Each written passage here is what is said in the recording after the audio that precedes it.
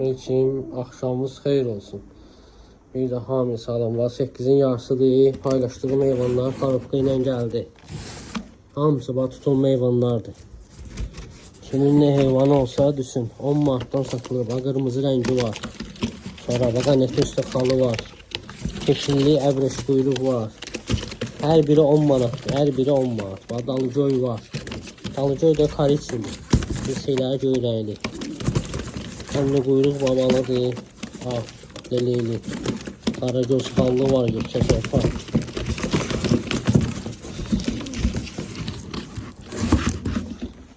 Bu karabkada var.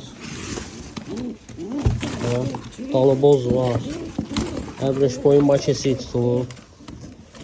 Mağanitlər kesik tutulur. Keçinli əbrəş boyun. Boyun var. Bu tarafta da var.